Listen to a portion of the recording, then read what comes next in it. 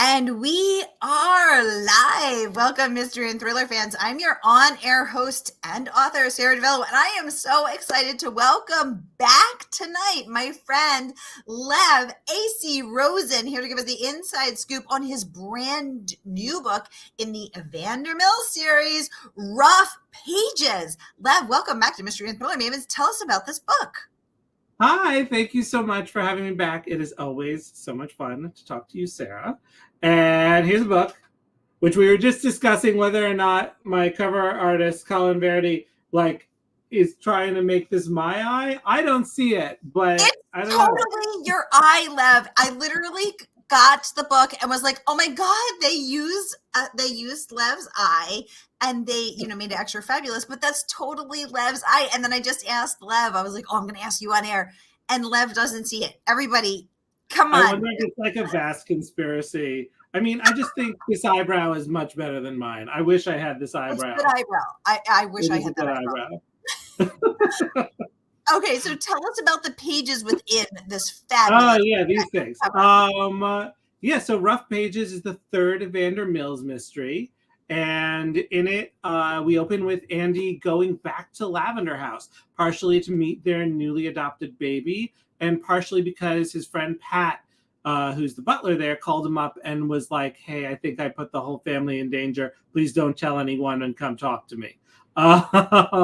So Andy does, and in a quiet moment, he speaks to Pat, and Pat tells him that he, in his spare time, works at this bookshop, and the bookshop is owned by two queer people, and they have a book subscription service, which is sort of like the 1950s version of a book box. You sign up, you get sent a book every month. And this one is queer, which wasn't particularly unique. There were several queer book services in the early 50s. But now both of the booksellers have gone missing, and Pat is worried because there is a list of subscribers and his name is on it. And his name and address are Lavender House, and they just adopted this child. It hasn't 100% gone through yet, but if they find out that the butler's gay, that kid goes away. So, yeah, I know, it's devastating. So Andy has to find these booksellers, and during the course of that, he investigates whether maybe they were shut down by the postal service for sending inappropriate materials to the mail, or maybe it had something to do with one of their gambling debts with the mob. And the whole time there is a spunky reporter named Rose who bumps into Andy while he's working this case and remembers him from when he was a cop and wants to know why he left. So she's digging into him while he's digging into the booksellers. And it's all about, stories and who gets to tell stories, and a lot of history on queer books too. Well, these are just a few of the reasons why I'm so excited to talk to you, Lev, because I was just remembering that it was almost a year ago that you and I met when we both spoke on the mystery panel at the Boston Book Festival last year. Mm-hmm. And I learned so much from you, which I'm a history nerd. I was a history minor. I love history so much. And I knew nothing about the subject matter. You were speaking about the Bell and the Fog at the time, but I didn't know about the lavender phase. I didn't know about so much about this. So I'm really excited, or the history of Rough Pages, which I wanted you to talk about the historical element as well. But first, I just want to welcome everyone, because we are broadcasting live to 7 different destinations across Facebook, YouTube, and Instagram. So no matter where you're watching from, mystery loving friends, you're in the right place. This is the right time. It is Mystery Monday. And because Mondays can be murder, we're going to make them a little less painful and get your week off to a killer start. If you've been here before, you know the drill. Every Monday, I give you my hand-picked featured authors. You get to ask them anything. Ask Lev about his YA writing. Ask him about his adult writing. This Evander Mills, will there be a book 4? We need to know. Lev is also a writing teacher. Ask him about that, about his research into queer history. We have so much to talk about. Just get the questions going in the comments, and I will get them right over to him. Randy's joining us from YouTube, and he says that eye reminds me of Adam Lambert. Oh, Randy. That I believe more. Yeah. I see Lev's eye. I don't know, you guys. I could be hallucinating, but I literally was like, oh my God, it's Lev. I was so excited peeking through the pages. And please notice that I have coordinated the banners with the color of Lev's book because I am, a dork and also that cool. So, so I just want to talk about that. Okay. So Lev, hi Renee, joining us from Southeast Florida on Facebook. Hi Renee, so good to see you. So Lev, Mary submitted a question in advance. She wants to know, can this be read as a standalone? Do you need to read Evander books 1 and 2 first?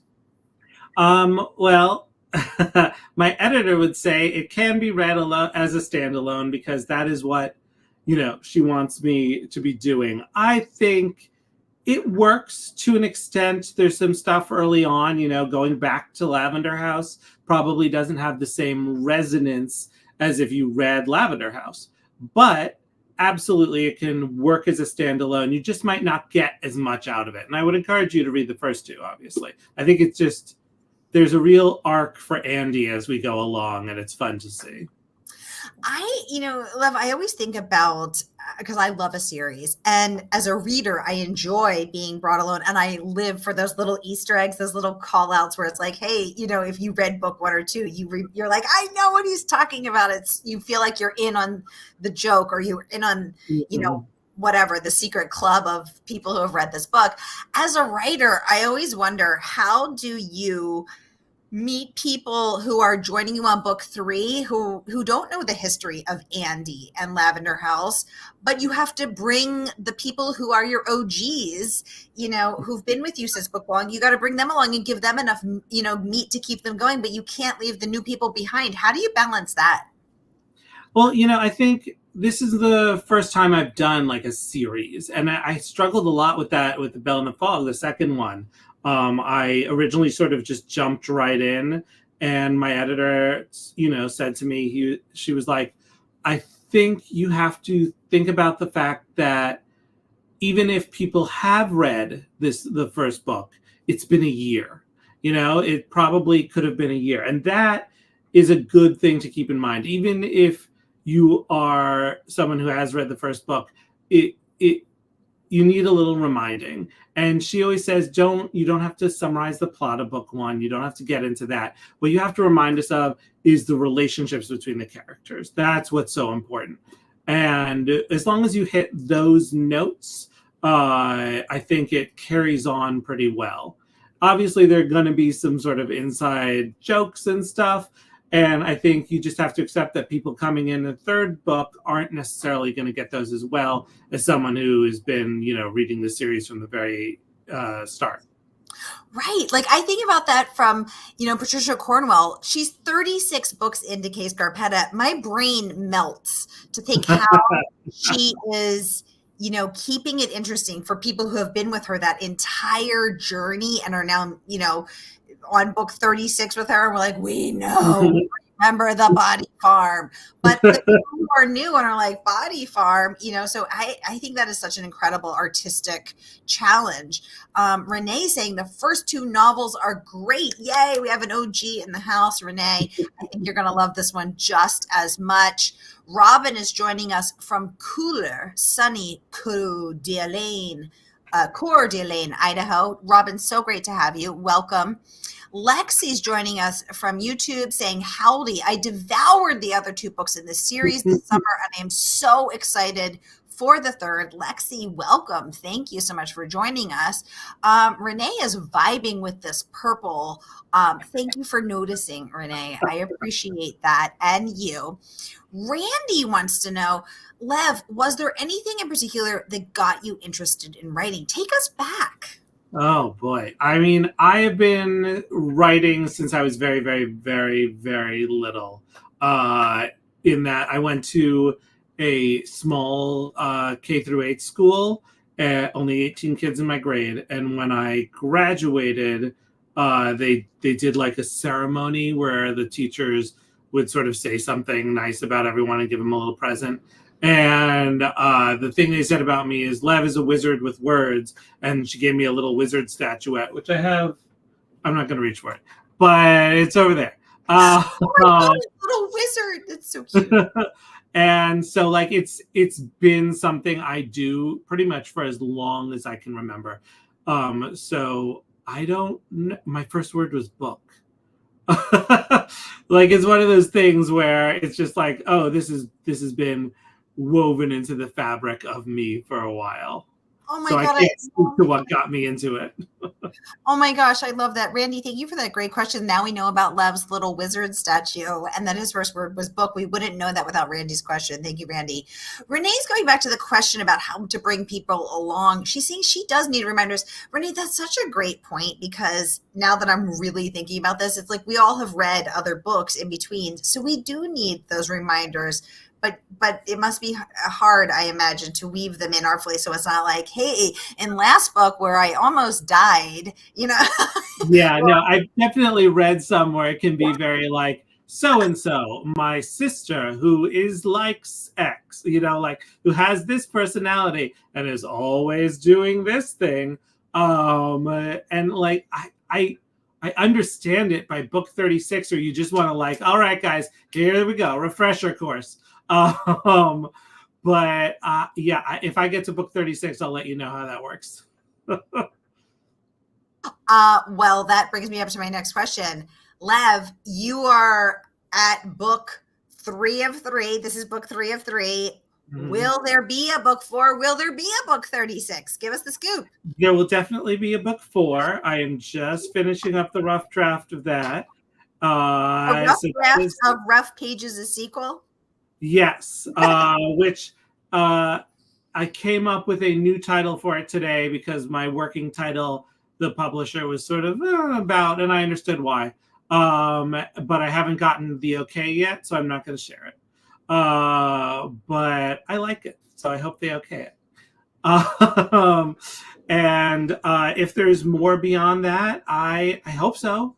But that decision hasn't been made yet, and it's not made by me, unfortunately. So go out and buy 900 copies, and then there will be a book 5 and 6, hopefully. Would you go 36 books long if you could, Lev? 36, I don't know about. I would love to get... There are 2 things driving me. Okay, I feel... So 2 things. One of them is history. I would love to get to 1959 because there was a particular thing that happened in queer history in San Francisco that is amazing and would make an amazing book, especially for Andy, and would make a good, sort of story to go out on. But Rough Pages and the sequel were still in 1953. So that's 6 years to go, and I've been going 2 books a year, which means it would be 12 more. It would be 16 total. That feels like a lot. I don't know if I could do that much. So I might have to start putting more time between each book as I go along. But I have many ideas that I would really like to do. I'd really love to get to at least 8. 8 would be a good one. Renee is saying, wow. Yes, exactly, Renee. That's my expression too. Robin saying, yay, book 4. And yes, more, please. Samantha's joining us from YouTube saying, yay, so glad there will be a book 4. I love the history and feel of the time and place of these novels. Yeah, me too. Why are the 1950s so freaking sexy and cool and just like, Humphrey Bogart in a coat. I'm just, a trench coat and the hats. I mean, I'm just so here for it. Love your response. I think there's this interesting tension, especially in those early post-war years, between the sort of noir that came out of the war and the post-war, getting back to normal, the sort of luxury of the 50s, those ads for washing machines and all this stuff that was happening. But then we're also living with this 1930s and 40s energy of like, oh, everything bad is happening all the time. And I think there's this conflict between what is normal, what have we just gone through, and this idea of a world going from trauma to luxury. And that's really interesting because it's like, how far along are people in that moment, especially when we're talking about queer people. The trauma just keeps coming as the world keeps telling them, no, we're going back to normalize, we're going back to, luxury. And then you look at stuff, like in The Bell and the Fog, I get into this. The war was in many ways at the beginning really liberating for queer people, but then by the end it became really not. So it's a fascinating moment, not just in history, but specifically in queer history. Thank you, 11. Thank you, Samantha, for that question. Robin would like to know, she says, sorry if this has been asked. No, it hasn't, Robin. You're just on time. Is there an audio book? And if so, do you get a say in the narrator?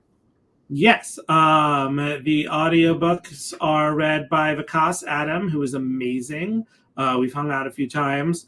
And it's not always the case that you get to pick your narrator. But in this case, I specifically went hunting for what I wanted, which was a queer narrator and someone who could really do that noir stuff. And he has done audiobooks of Raymond Chandler. And I was like, oh. So I listened to some clips of his Chandler and I was like, this guy, I want this guy.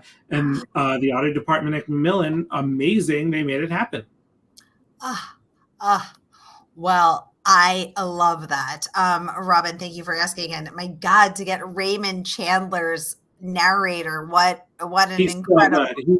I listened to some of the audio of Rough Pages, and one of the missing booksellers. Oh, this is a spoiler.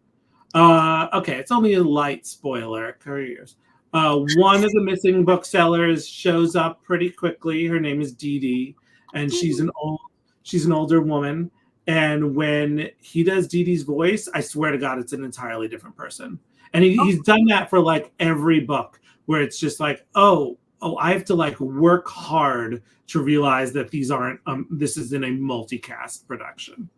Wow. I mean, what an incredible, incredible talent. I actually just met an audiobook narrator while I was browsing in the East End bookstore in Provincetown, in P-Town. And she was browsing too. And now we're friends. And she and her husband are both audiobook narrators and voice actors. And it was such an incredible, amazing random meeting of these two really cool people who have really cool jobs. That's their full-time jobs, is they're just such a wild job. Her name is which also just sounds it could be sort of fun, I'm going to read books out loud, but then you hear what they do, and it's amazing. It's just amazing. Right, exactly. I auditioned to be a reader for my book, and it promptly did not get it. And I realized on take 27 it was way harder than I realized. I've never volunteered to read my books. I do not want to do that. I don't think anyone would enjoy that. I'm going to keep the dream alive. Maybe someday it'll happen for me. You guys, here is the link to order Rough Pages from our favorite woman-owned independent bookstore. That is, of course, Murder by the Book. So whether you're watching with us on Facebook, YouTube, or Instagram, here is that link. Grab your copy of Rough Pages, book 4 in the Evander Mills series. And they might have some of these bookmarks left that I made in a pre-order. So it's for the fake bookshop in the book. Oh my God, I love that. Oh, that's and if you pre-order it from them, even if they don't have any left, and I'll send them more if they don't. John, just talk to me. But if you pre-order it and go to my website, I will mail you one of these. No problem. Oh my God. Okay, perfect. So DM Lev or me, or email Lev through his website, and we will get you that signed copy. Robin is saying she is so happy to hear that you got your narrator pick. She's excited. I really hope the voice of Marcellus in Remarkably Bright Creatures is cast in the movie. Okay, I don't know that voice, but isn't it amazing how when the voice is just right, we're like, yes, and when the voice is wrong, we're like, you want to claw the skin off your own face, or claw your ears off. Oh yeah, definitely. Annalie, welcome to the conversation, saying, looking forward to the third in this series. I'm in a queer reading group, and I'm also a hardcore mystery reader. Historical mysteries are a great bridge between mystery readers and other readers. That's such a great point, Annalie. Thank you so much. Historical mysteries are such a great because and as both someone who loves mysteries and historical and I'm a history nerd and a history minor, it's like when you're reading, it's such a great bridge because when you're reading a historical, you're getting this whole other level of information and experience, and people who say, oh, I don't like mysteries, is like, actually, I think you will. Yeah, it's fun to learn. Robin is saying, ooh, Renee and I both love bookmarks. Well, you can get this fabulous one. Go to my website. There's a link. You just fill out a form. It is no problem. Yay! Sharon, welcome to the conversation. Howdy do to you, ma'am. So good to see you. And I want to take a peek at some of the praise that this book has earned. Love, specifically, I want to talk about that review from Publishers Weekly. I'm going to pop it up so that we can all read it together. But they praise, hold on, I'm going to get it here. I'm just scrolling through all of the comments because we are going to get to all of these. They say they call the book immersive, which I really loved. Again, going into that historical setting that you were able to, I'm having trouble getting it here. That historical setting that you were able, and vibe, that noir vibe that you were able to create for us. And here it is.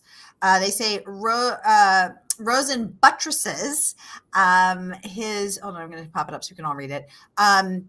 His solid suspense plot with a rendering of mid-century San Francisco that feels realistic in its depiction of the dangers facing the city's gay residents, but refreshingly optimistic about their ability to lead fulfilled lives. I love how they honed in on that. Lev, tell us about that.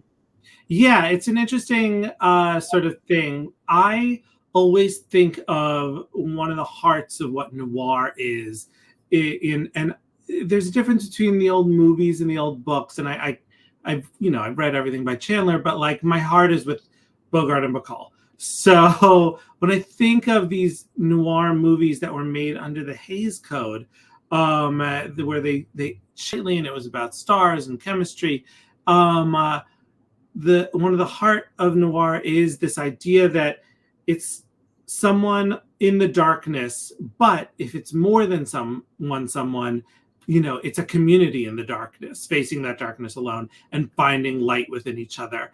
And I know that's not always how people interpret what a noir is. Certainly there's stuff where it's just like, nothing has any pure nihilism noir. But to me, this sort of, jammy yolk noir, if not hard boiled, is something that is really beautiful and refreshing, especially when we're talking about queer stories. Queer stories can so easily just become tragedy after tragedy. And don't get me wrong, it was impossible to, to even imagine how difficult it was to be queer back then.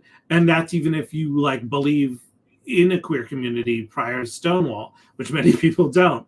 So being able to show that and show that there were these amazing lives being lived and relationships being had in the community, which there was, I've done a lot of research. There was a queer community in the 50s. There were many queer communities. Being able to display that and say, hey, yeah, it sucked, but they got through it together is something that's really beautiful as we go through things that suck again. Exactly. And I think that is the benefit and the beauty and the necessity of history, is that it provides a roadmap of where we've been and the potholes to avoid going forward. And that's one of the many reasons that I think history, is so necessary and so important. Yeah, please. I was just going to say with this one, so much of it is about books and book bannings and like that, and it's banned book week. So, that is something that as an author of an extremely challenged and banned book obviously resonated with me. So being able to go back and do that research and see how book banning was handled in the 50s when the American Library Association first put out their Freedom to Read Act. Like that was responding to something that was happening then, something that we're going through again now. And being able to see how they handled it then and know that not only did we get through it, we got through it to the point where like people forgot about a lot of it. That is sort of refreshing. Although we did also forget about the fact that in the 50s, there were numerous gay books, many of them big bestsellers. So like there's all this history that has been forgotten, and being able to see it again is really exciting. It's really exciting for us too, Lev. Thank you. John's joining us from Facebook saying, greetings from Northeast Ohio. Hey, John, great to have you. Welcome to the conversation. Robin saying the proximity of San Francisco and Santa Cruz, both relatively safe havens for queer culture and many fabulous writers over many, many years. I didn't know that about Santa Cruz. Thank you for sharing. Samantha on Facebook saying, yes, that was the feeling that I got reading We Could Be So Good by Cat Sebastian, a queer romance set in 1950s New York. There were dangers, but there was ultimately hope in love and community. Beautifully said, Samantha. Thank you so much. I want to let you guys know that the book is available to order from our favorite woman-owned independent bookstore. That is Murder by the Book, and Lev is providing these very cool bookmarks that he designed, featuring. Well, my cover artist designed them. I'm not going to take credit for that. And very cool. Sharon wants to know. Lev, how do you want your readers to feel at the end of this novel? What a beautiful question. That is a great question. I think that at the end of Rough Pages, what I'm really hoping a reader takes away is, a deeper understanding of what it is to tell one story and what it is to have one story told for them, and the importance of stories and books themselves. So, I mean, it's so hard to like get into it without being too spoilery. So I'm going to avoid specifics. But I think this is a book about how books create community and what it is to be able to tell your own story or not. Oh, I love that. And I think there's a lot to really sit with and meditate on there, because I think one thing we don't think about is who is telling the story, right? Like even when it comes to, for instance, newspapers, the New York Times says all the news that's fit to print, but who determines what news is fit to print? And so when we start to think about not just the story, but the teller of the story and who's making those choices, and it gets very interesting and very complex very, very quickly. And that's what happens with that intrepid reporter, spunky reporter, Rose Rainmeyer, who... Tell us about the spunky reporter. Yeah, I loved writing Rose. I took a big dash of His Girl Friday for Rose. And the thing about a spunky, intrepid girl reporter, that sort of classic archetype, is that if she's investigating you and you're a gay detective, she's essentially, if she like writes anything about you, she's put a hit out on you. So he has to work with her, but at the same time, he has to hide from her. And that is a fascinating and really fun dynamic to write. So she's, fast talking and smart, but if she figures it out, she could destroy him. So how do you work with someone like that? How do you ally yourself with someone who you don't know if they're going to decide that it's worth ruining your life to tell a good story? Well, I happen to be a huge fan of His Girl Friday. I own that movie. I've watched it countless times. And Rosalind Russell, Cary Grant. I mean, the Well, then fact we'll catch a few Easter eggs. so many Easter eggs, and based on the book, the front page, sorry, the screenplay, the front page, which was made, even before His Girl Friday. I just absolutely love those two movies. So I was so excited to learn that Rose is based on Hildy. So yay. All right, y'all, we are out of time. Time flies when you are having this fun. So once again, here is that link to order Rough Pages, book 3 in the Evander Mills series. And Lev has revealed that there is a book 4 forthcoming due to the publisher, due to the editor on October 15th. So we have to let Lev get back to his writing desk Really and write those pages. So that we have a book 4 to read and enjoy next year. Renee saying, thank you, Lev and Sarah. Thank you, Renee. Lev, thank you so much for coming back to visit. Thank you so much for having me. It is always a delight. It is always a delight to host you, and we cannot wait to have you back next year for Evander Mills book 4, the title currently under review and to be revealed. All right, y'all, go get a snack, get a drink, and I will be back at the top of the hour with intrepid girl reporter in real life, Julia Dahl, and her latest standalone, I Dreamed of Falling. Stay tuned.